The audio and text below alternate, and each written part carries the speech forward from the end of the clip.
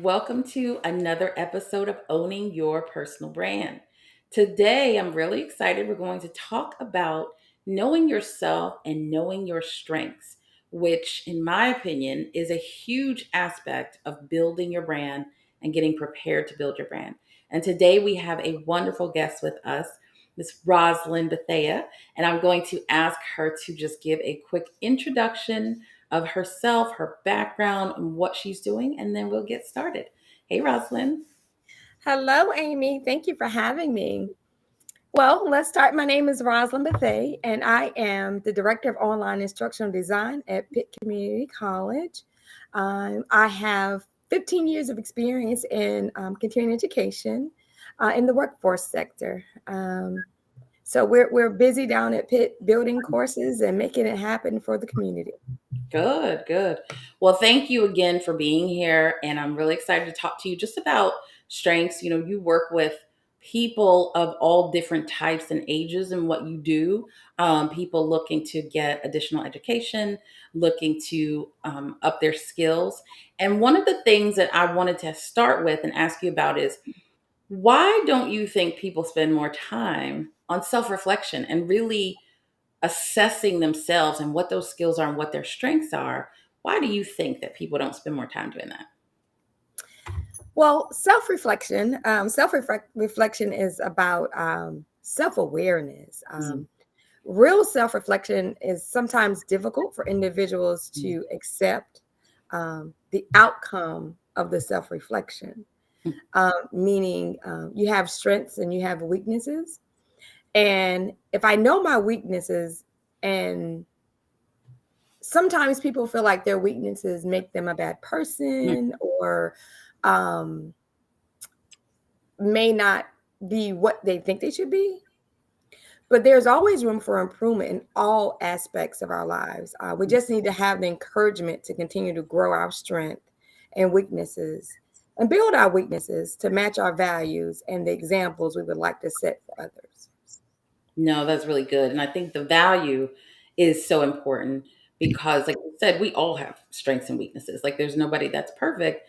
And the more you take time on that self awareness and the more you can really identify where you're different, where you're special, what your strengths are, to me, the better off you'll be.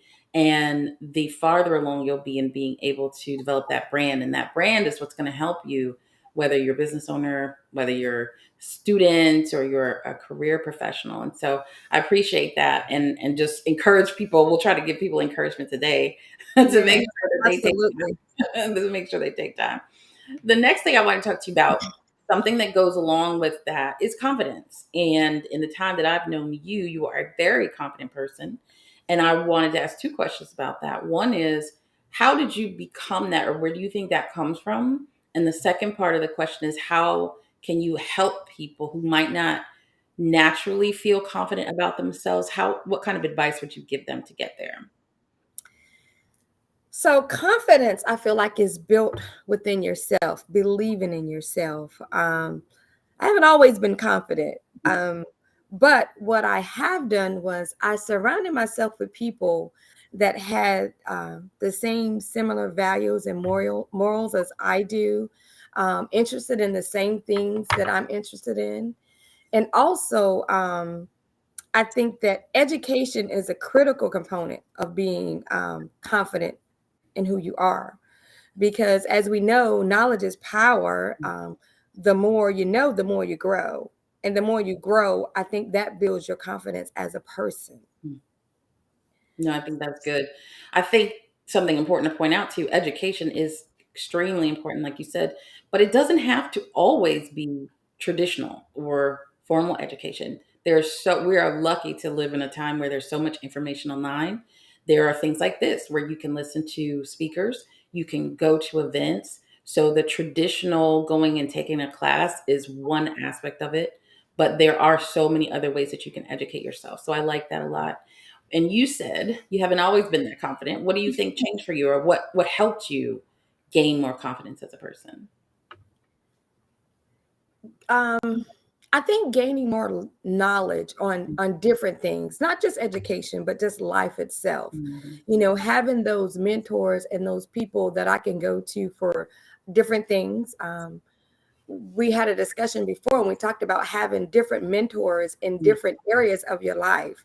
So I think when you put all of those together, all of those mentors play a role in your success and your confidence. And as long as you have those positive people, I think that your confidence will continue to grow. Mm-hmm. No, that's good. Now, let's talk a little bit about workforce development. That's another area that you spend a lot of time focused on, particularly for underserved communities. So, people who might not have the right education or the right skill set yet to get the Mhm. job that they should go. Talk a little bit about that work, but also talk about the education, the confidence, the self awareness that they need to build themselves up to do a job that maybe they initially didn't think they could do. So it's really important to get new training skills and certification that makes you a valuable candidate for jobs and upskilling. But I think one of the most important things for our underserved population is understanding the needs of that population. There are so many resources that this population need. For example, when you're talking about education, traveling to campus, they don't have transportation. They need babysitters. Some are homeless. Some need food. So there are a lot of resources that we need to bring to the table and collaborate with our community partners to make that happen. And once you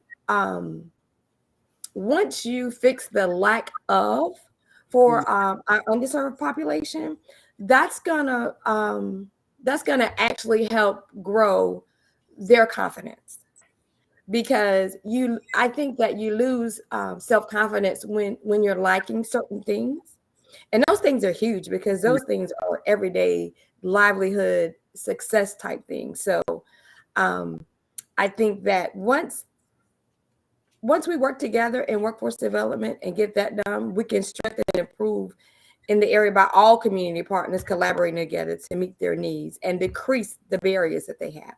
Yeah. That's the big thing, decreasing barriers. I think that's good because, my focus is really around personal branding. And sometimes people can think, well, that doesn't apply to me. That's for somebody else, or that's for somebody who maybe has more experience than me. But it's really about everybody. And my big belief is everybody has a brand. And I think it's at least equally important, if not more important, for someone who doesn't have a long track record of a certain type of job, or, let's say they're coming out of the prison system or they're coming out of rehab. I think it's even more important what you talked about, helping them decrease the barriers, but also helping them build that confidence, because they've got to go out there and project a certain brand to the world to help people overlook maybe something that's in their past that might not be as attractive. And so I like that a lot. And I'm a fan of what you're doing on the workforce development side, and Thank hoping you. that we can help as well, because like you also said, leveling the playing field is so important. Everybody deserves at least to be prepared for opportunities that might come their way. So I definitely appreciate that. Now, what advice would you give to somebody who, back to the education piece, maybe somebody who feels like they need something, they need new skills, how do they get started, right? Like they might not even know where to get started with building up their strengths and building up their skills. What advice would you give to them? What I would say is that from the education side of it, if you are interested in building your brand or building yourself because you are your brand, Mhm. reach out to someone at any community college, um, and talk with an advisor, a career coach, just to see what's available for you, and the direction that you need to go. We want you to have a career pathway. We don't want people to come in and just take courses and get certifications. We want you to get jobs when you Mhm. complete these courses. But we want to also make sure that it's the right fit for you. Mhm.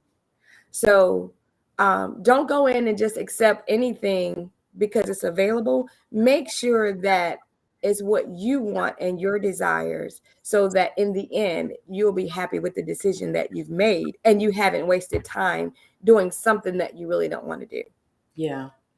No, I think that's really good. And I think research is also good in that because, again, back to just so much information online is available. But Right. a lot of times people, yeah, they might not know exactly what they want to do. So you don't want them to just take this course, take that course. You want them to have a bit more structure and, like you said, an actual career path. So I think that's really great.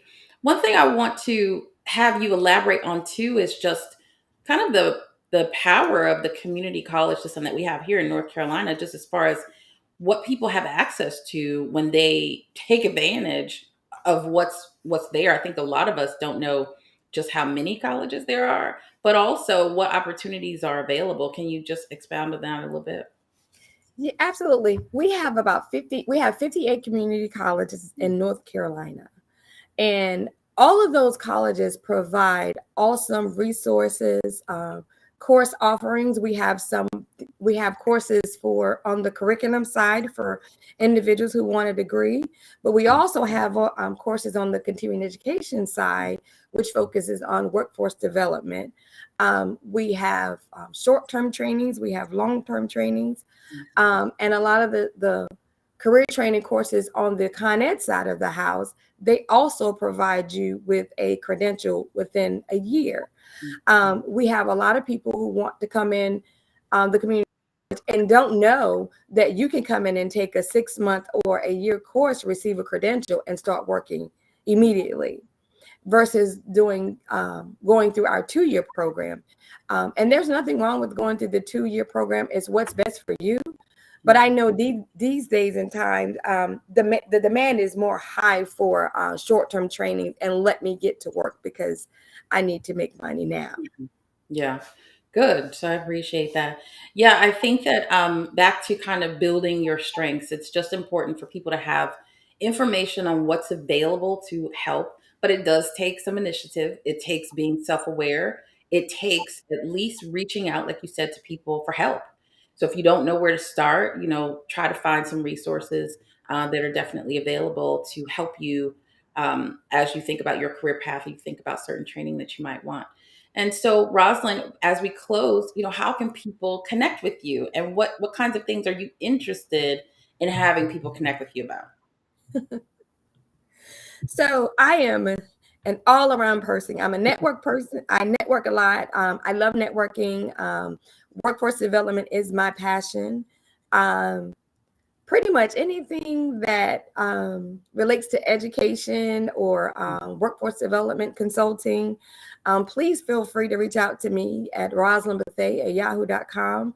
And if you just have any questions regarding anything that we've discussed today, or you want to talk about how I got where I am today, like I said, I've been in the community college 15 years, and believe it or not, I started out as a work study student. Mm. So I built my brand from the bottom. So I'll be more than happy to speak with anyone who wants to speak to me about our conversation today. Good. Well, on that note, what what prompted you or what encouraged you to start to build from there so that you have this long history of working in the college system? Well, honestly, it's wanting to do better for myself. Mm. You know, it's so interesting because I have the story of most of the Con Ed students, single parent raising a child. And I felt like I've got to do something. I've got to build my brand in order to leave a legacy for my daughter. And so that was what really started it. But then when I got into the community college sector, working in continuing education, my passion became the underserved population because they needed so much more than other individuals. And at one time, I was that underserved Mm. individual. Got it. No, that's awesome. So I appreciate you being here and sharing your story and also just sharing some advice and insights. And before we go, as I always Mhm. try to end with, every single one of us has a personal brand. It doesn't matter who you are, what your background is, every one of us has one. And it's really up to us to own it.